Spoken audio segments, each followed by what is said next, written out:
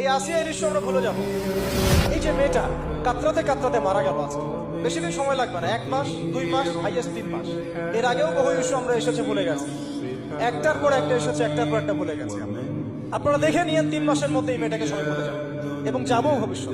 লিখে নেন আপনারা, এই বাচ্চার কথা কেউ মনে রাখবে না, এই বাচ্চাটার কথা কেউ মনে রাখবে না।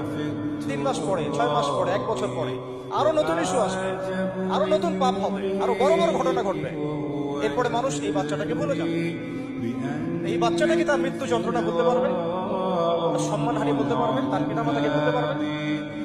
এখন প্রশ্ন হচ্ছে, তার পিতাকেও যদি আমরা জিজ্ঞাসা করি, ইসলামে রেপের শাস্তি হচ্ছে মৃত্যুদণ্ড, আর ব্যভিচারের শাস্তি হচ্ছে অর্ধেক কোমর পর্যন্ত পুঁতে পাথর নিক্ষেপ করে হত্যা করা।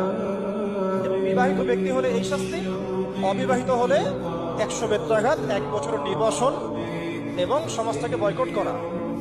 আর ধর্ষণ হলে সরাসরি মৃত্যুদণ্ড। 3 মাস সময় লাগার কথা না, 3 দিনের মধ্যেই করা সম্ভব। এটা শরিয়া আইন, এটা আল্লাহ রাব্বুল আলামিনের শরিয়া বিধান। এখন তারাও কি এটাতে রাজি হবে?